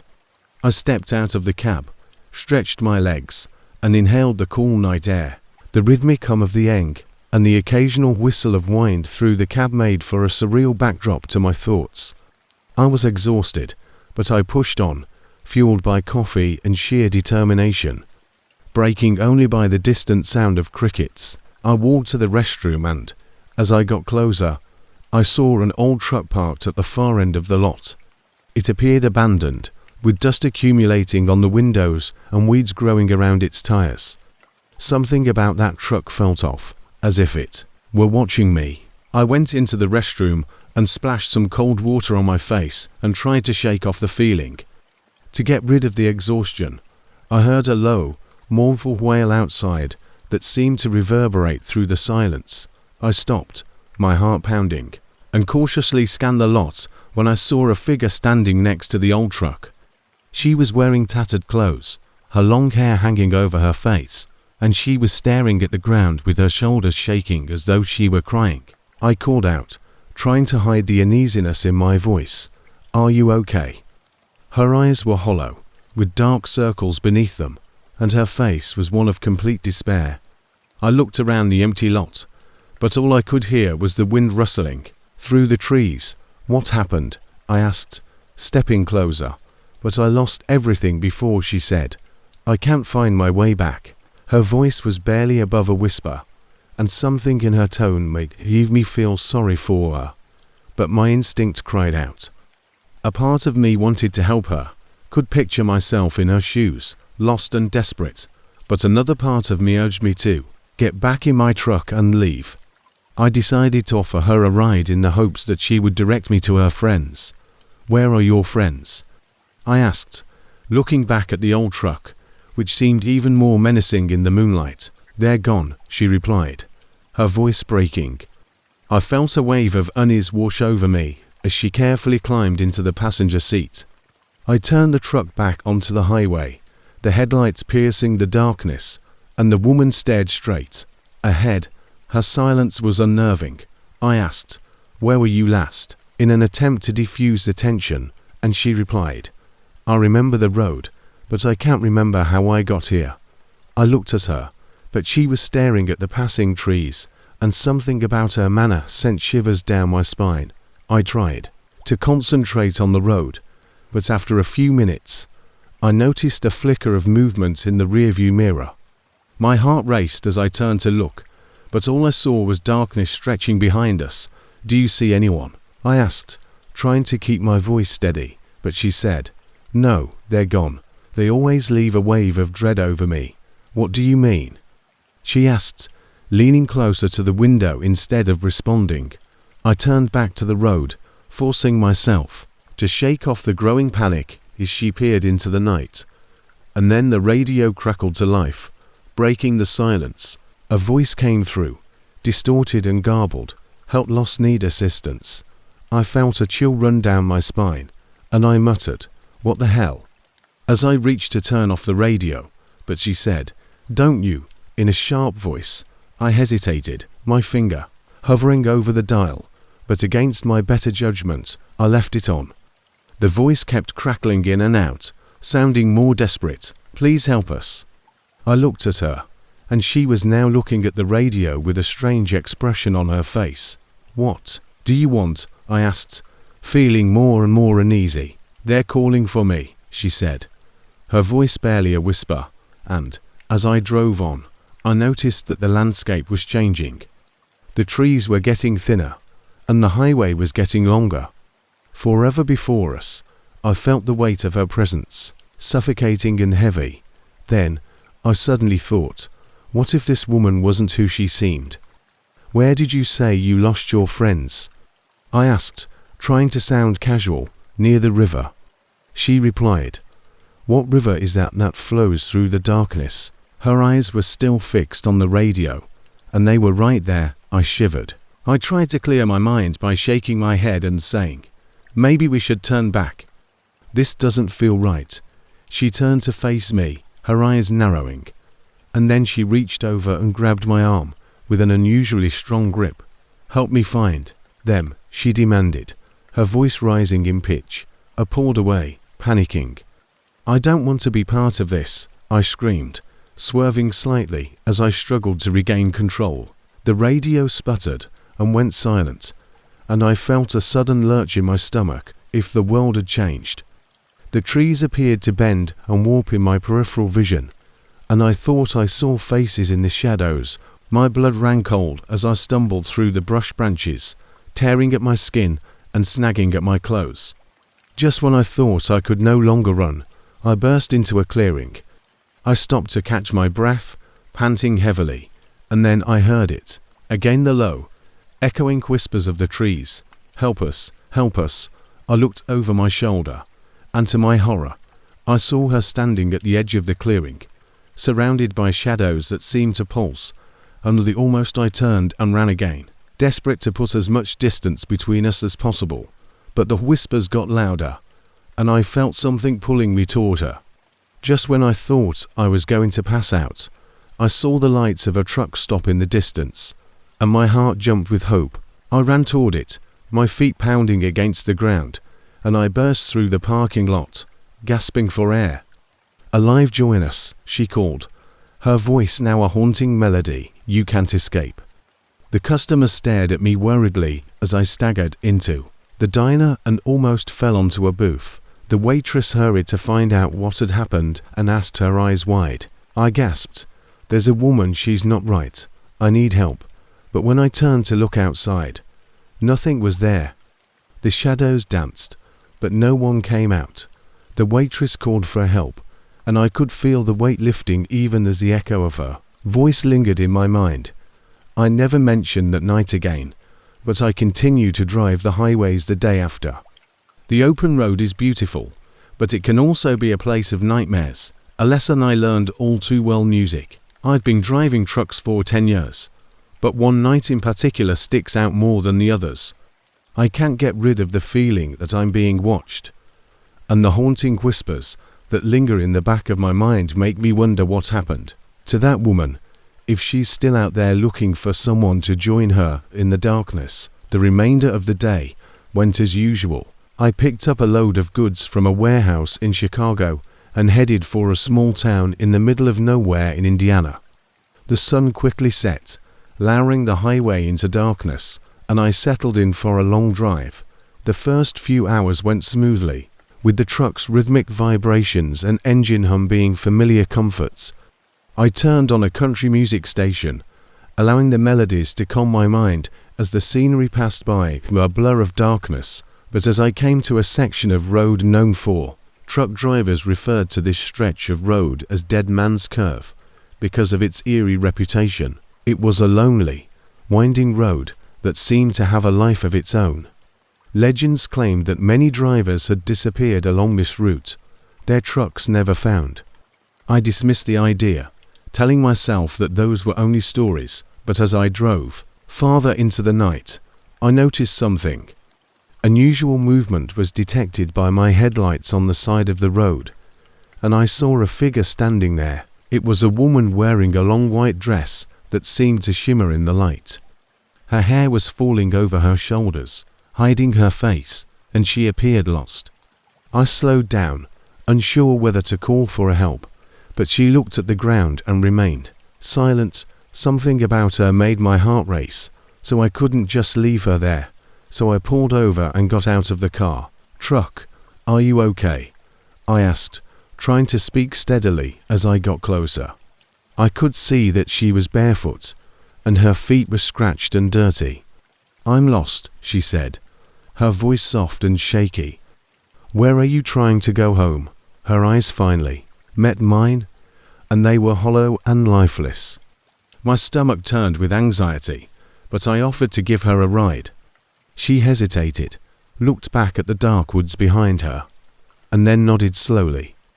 Helped her get into the truck, but as I slid back into my seat, I couldn't get rid of the feeling that something wasn't right.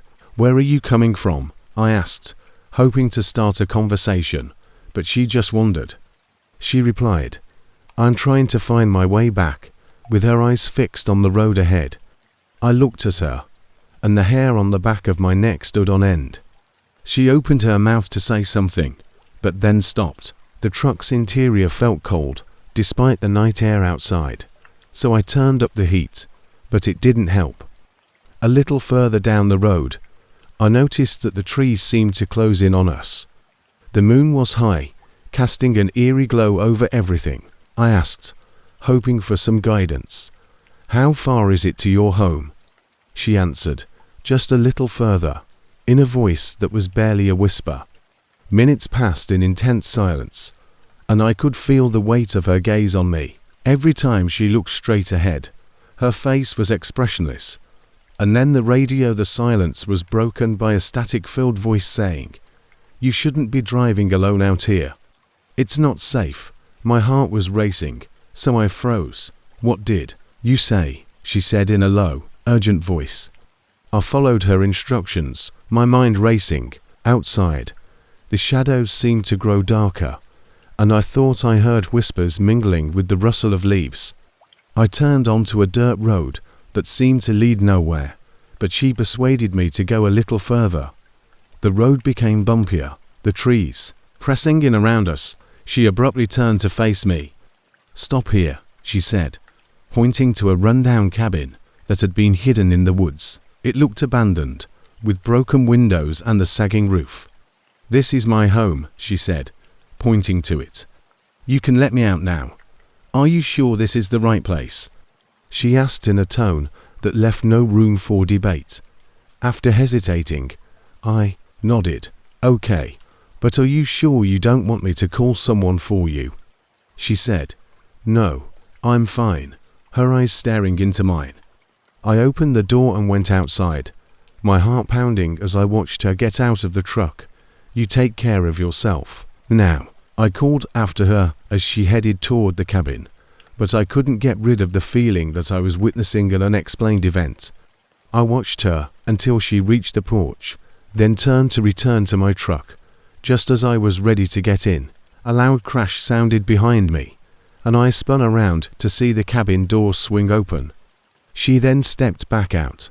Her face changed to one of rage. "You shouldn't have come here," she yelled, and my heart raced as I staggered backward.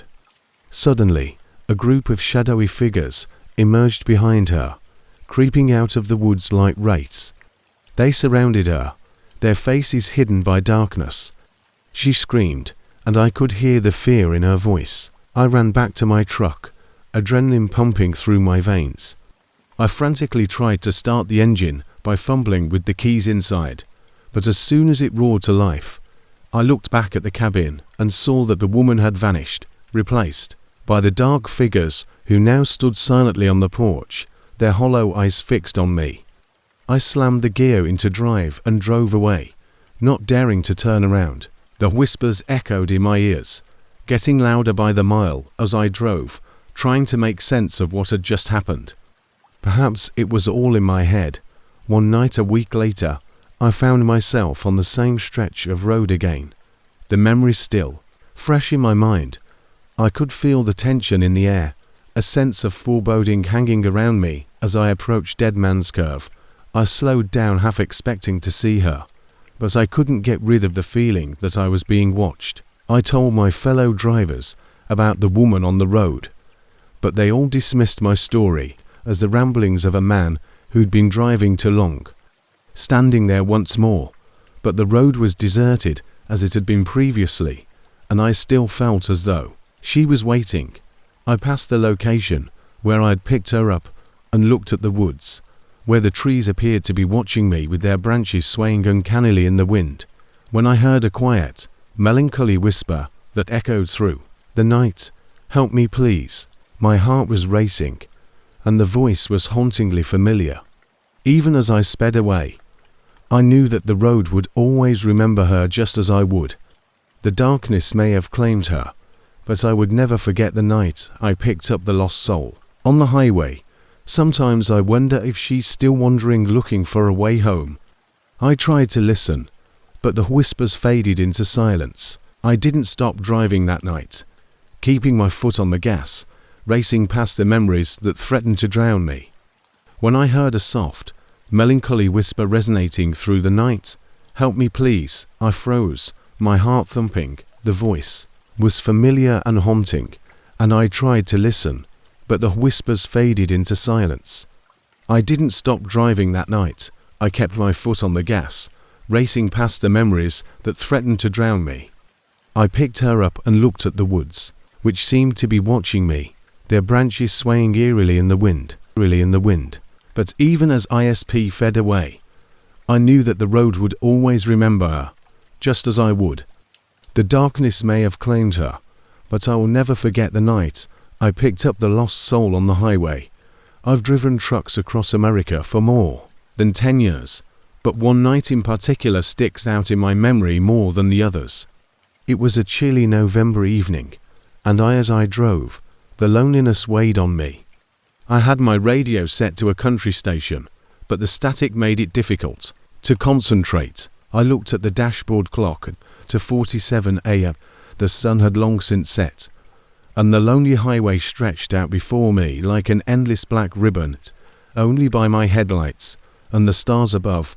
I passed a section of road known to drivers as the Phantom Highway, which was notorious for odd sightings and accidents. Experienced truckers told me stories of lost souls wandering the road at night, and I never believed in ghost stories, but something about that stretch always made me uneasy. Just as I was about to reach the notorious mile marker, I noticed something. The outside world felt eerily quiet, as if time itself had slowed down. I was intrigued by a flickering light on the side of the road, so I slowed down. As I approached, I noticed a small campfire and a woman wearing white standing next to it. I was unsure of what to think, so I pulled over and rolled down my window to ask if she was okay. The woman looked up, her face lit by the flickering flames, her hair disheveled, and her eyes wide with fear. "Please help me," she said, her voice shaking. "I need her," when she said, "Ride something." I felt like I should drive away, but my kindness wouldn't allow that to happen. "Where are you headed?" I asked. "Just up the road," and she pointed into the darkness. "I got lost," she said. "My friends left me against my better judgment. I unlocked the passenger door. All right, get in. It's not safe out here." As she got into the truck, I couldn't help but feel uneasy, because there was something. The more we drove, the more I felt the weight of her silence. I looked at her out of the corner of my eye, but she seemed lost in thought, staring blankly. She was too quiet, and her eyes darted around as if she expected something to jump out at her. I ignored the feeling and concentrated on the road. "Do you know where your friends are?" I asked, trying to start a conversation. "They're probably looking for me," she said, her voice barely above a whisper. "What the hell?" I slammed on the brakes, just in time to avoid a collision, when my headlights suddenly caught a reflection of something big and dark blocking the road in the distance. Peering through the windshield, I saw a huge, dilapidated truck in front of us, its engine smoking and its hazard lights blinking. I told her to stay put, but she nodded slowly, her eyes wide with fear, and I got out of the truck. When I walked around the abandoned truck, there was no driver and no sign of life. Suddenly, I felt cold and oppressed. I turned back to my truck and noticed that the woman had also gotten out, standing a few feet away and staring at something behind me. I yelled, my heart pounding, "Hey, get back in the truck." But she just stood there, frozen, her face pale, pointing toward the dark trees lining the highway. I turned around and felt my stomach dropped when I saw the ghostly shapes of figures moving silently toward us out of the shadows. My instincts took over, and I ran back to the truck and got inside. We clambered into the cab, and I fumbled with the keys, my hands shaking. The figures drew closer, their faces hidden, but I could feel their desperation and anger. She screamed, and I started the engine, slammed the gear into drive, and spun the tires on the gravel. I removed the headlights. As we sped away through the darkness, I looked at her and asked, "What the hell is that they're angry?" Her voice was shaking, and she said, "They want something." I looked in the rearview mirror, but the figures had vanished. "What do you mean they want to know what happened to them?" she asked, her eyes fixed on the road ahead. They seemed to be confused and couldn't understand her. "What do you mean like you? I didn't mean to end up on this highway either." Trucks. Headlights illuminated the sign for a rest area ahead, and I decided to pull in because I needed a break from the tension. She whispered, "Don't get left behind," and her eyes were welling with tears. I thought I could find my way back, but the air in the truck grew heavy, and I felt an overwhelming sense of dread. "You're not one of them, are you?" She turned to me, her expression suddenly cold. I was supposed to stay with my friends, but I got lost, and when I tried to find my way back, a chill went down my spine. "Are you saying you're dead?" I didn't mean for this to happen. The woman stepped out and stood a few feet away, her face illuminated by the faint light from the rest area. "I didn't mean for this to happen," I asked, my heart pounding. "What are you talking about?" I believed I could find my way home after leaving them, but the weight of her words made me take a step back. "You can't be serious," I thought. Then the wind started howling through the woods, and the mood changed. I felt like there was someone surrounding us, and the hair on my arm stood on end. "Please," she pleaded, her voice trembling. "Help me locate them." But I hesitated since I was afraid I couldn't assist you. She pleaded with me, "Can't move on until I do," and I looked away in panic. Flowing through me, "Please don't leave me. I can't do this." Her voice was filled with desperation as she screamed, but I couldn't stand it any longer and hurried back. I climbed into the truck's cab and shut the door after struggling with the keys.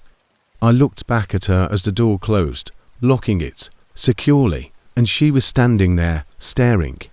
Her attitude has changed to one of sorrow as she looks at me with hollow eyes. "You're leaving me." "I'm sorry," I whispered softly, my voice quivering as I started the car and drove. As I left her behind, the darkness engulfed me, my heart pounding, but I drove in quiet for kilometers because I could still sense her presence lingering in the air.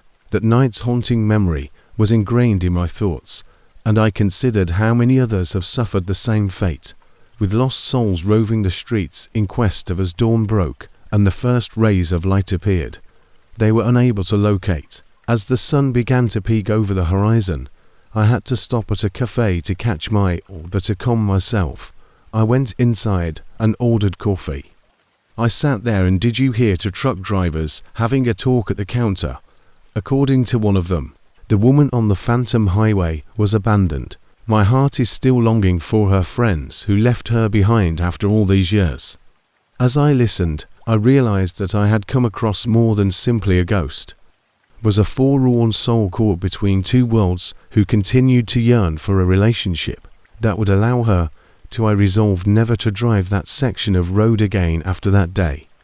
Couldn't get rid of the thought that she was still looking and waiting somewhere, and I will always remember her.